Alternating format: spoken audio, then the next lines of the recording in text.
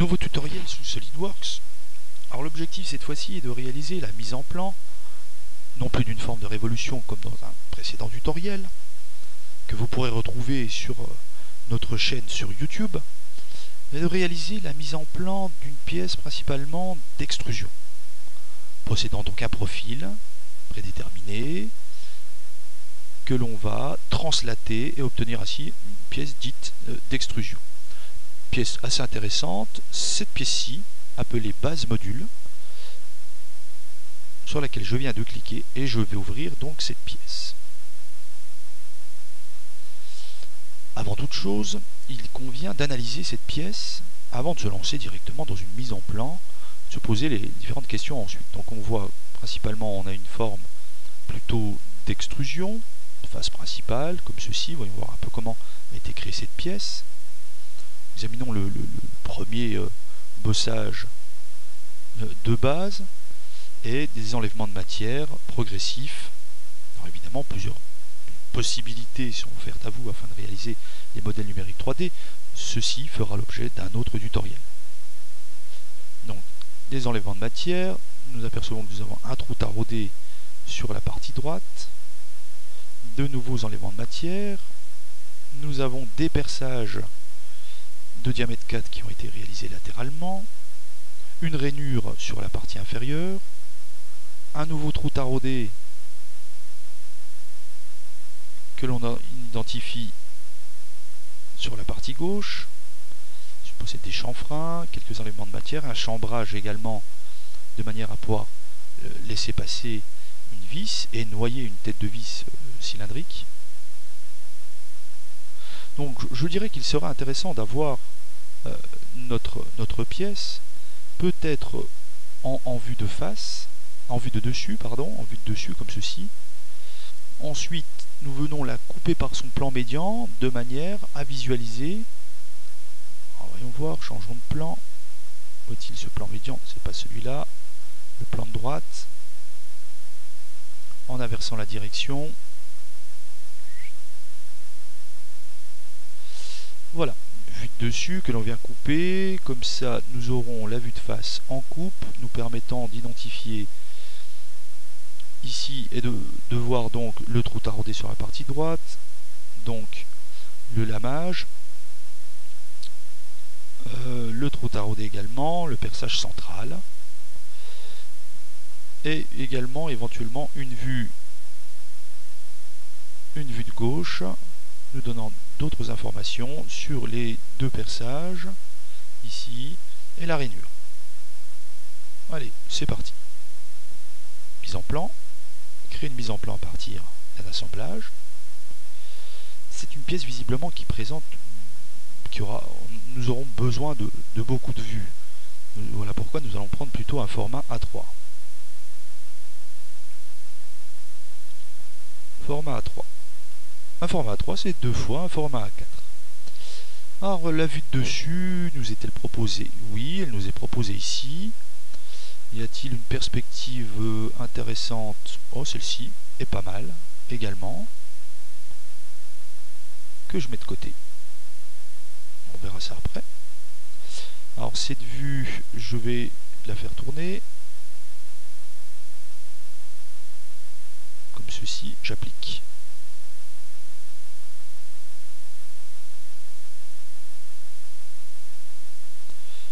Et concernant l'échelle de représentation, suivant les différentes vues que nous aurons, quelle est cette échelle de représentation? Échelle 2. Oh, allez, on va la passer à l'échelle 3. Et si c'est trop grand, on modifiera.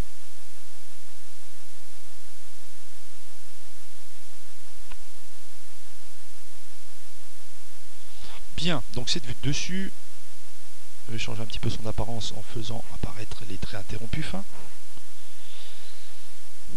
Et je vais réaliser donc une vue en coupe.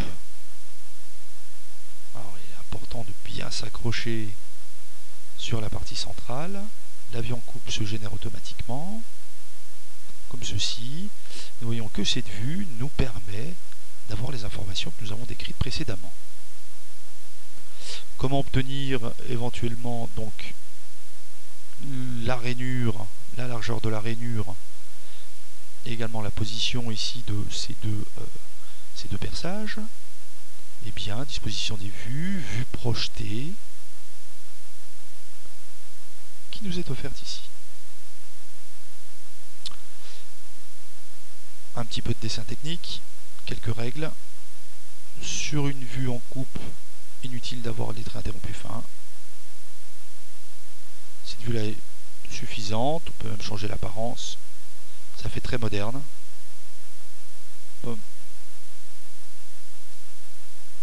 D'un rouge pétant, ou pas.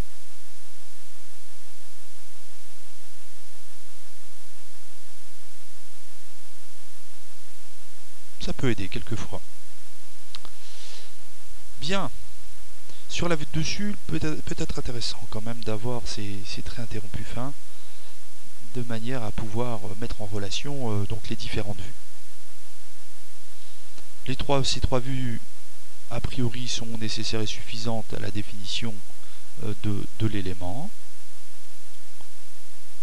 On va voir si nous n'avons pas de décalage. Ici au niveau de cette hauteur, non, ça a l'air d'être pas mal. Alors peut-être cette forme-ci qui doit se retrouver donc un petit enlèvement de matière de part et d'autre. Alors pour ce faire, nous pouvons toujours réaliser une petite coupe localement, coupe partielle. Nous donne un petit peu la hauteur. Comme ceci. Alors il manque les axes donc de révolution. Donc je vais aller un petit peu vite. Dans la barre d'outils de menu déroulant, hop, affichage, et puis nous pouvons mettre éventuellement ici les axes temporaires. Alors quelquefois ça va un peu surcharger, et puis il y a des axes qui apparaissent ici et là. Je ne sais pas pourquoi. En tout cas moi je ne sais pas pourquoi. Donc je vais l'enlever. Et nous allons mettre en place, donc insérer, donc annotation, ligne de construction. Et nous allons cliquer sur les différents cylindres.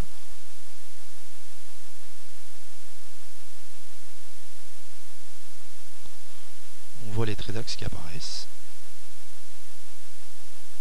ici et là. Pour les perçages, pour les taraudages. Le reste est pas trop mal, c'est une forme symétrique. On aurait pu mettre aussi un trait d'axe là au milieu. Validons tout cela. Cette vue en coupe ici est accrochée, il sera intéressant de pouvoir la déplacer. Alors, on se met sur la vue, clic droit, alignement, et nous allons casser l'alignement. Ce qui va permettre de libérer la coupe, libérer. La coupe est libérée. On peut la mettre un petit peu par là, et suivant la cotation, si elle nous ennuie, eh bien on la mettra peut-être à un autre endroit, en spécifiant tout cela. Nous avons une vue en perspective que je vais ramener, qui me semble un petit peu grande. Là par contre, changer l'apparence peut être utile. Échelle 2 sera peut-être quelque chose de suffisant, et on va essayer de la mettre dans une position plutôt naturelle d'observation.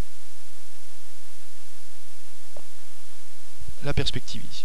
Lorsque vous n'avez pas la place nécessairement sur les perspectives, sur votre mise en plan, vous pouvez générer et créer une nouvelle mise en plan sur laquelle n'apparaîtra que les perspectives.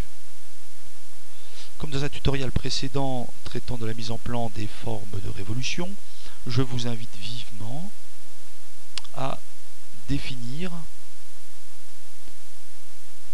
une vue à l'échelle 1 de l'élément, par exemple une vue arrière, pour nous donner une petite représentation de l'échelle réelle de l'objet, échelle 1. Nous sommes bien ici dans des vues de représentation d'agrandissement. Nous sommes à l'échelle 2, la représentation est 2 fois plus grande que le modèle réel. Petite vue auxiliaire, vue projetée, éventuellement, pour avoir les dimensions de profondeur, de hauteur et de largeur. Cette vue en perspective nous ennuie. Hop. Eh bien, on va la déplacer, on va la mettre ailleurs. Que de clic-clic, clic-clic, clic-clic. Préparez-vous, clic-clic. Annotation, note. Échelle 1.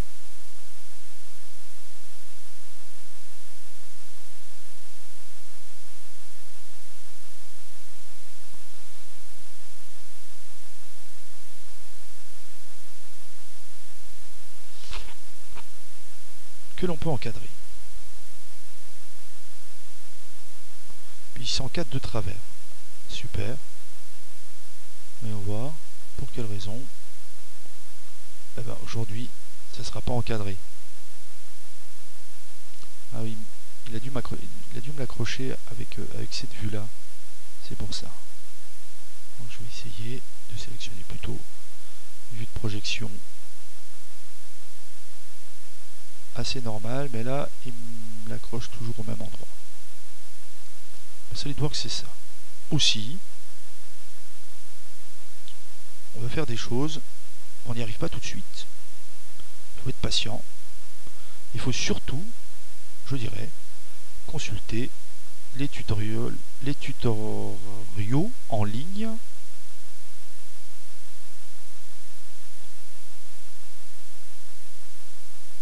Voilà qui est mieux.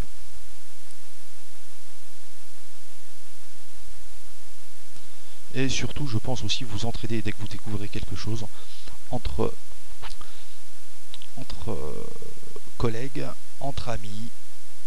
C'est ainsi qu'on progresse en bénéficiant également, évidemment, du travail des uns et des autres, des heures passées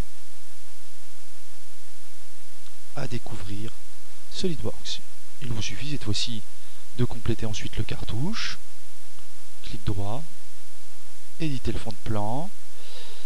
Alors aluminium, je ne pense pas que ce soit le titre, nous définirions plutôt le matériau.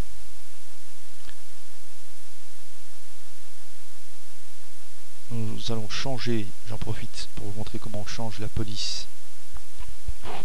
Mais que fait la police? Petite pointe d'humour ne fait de mal à personne. 18 aluminium, matériaux ou désignation normalisée, NAW 2017 par exemple. Commençons déjà par la connaissance des familles de matériaux, ça serait déjà pas mal. Le titre base module, nous sommes sur un format A3, l'échelle de représentation est à l'échelle 2. Effectivement, mettez l'auteur, la signature, la date, et vous compléterez, alors petit à petit évidemment, les tolérances, type ISO 2768 MK, pour les tolérances générales, linéaires, angulaires, voire même ISO 8015, mais là, les plans risquent d'être un peu plus complexes. Nous revenons. Voilà. Ainsi le résultat. Il faudra toujours bien penser à nous poser la question, est-ce que je suis en mesure de réaliser ce type de pièce? Est-ce que les vues sont nécessaires et suffisantes? Devrais-je rajouter d'autres vues complémentaires si des formes n'apparaissent point?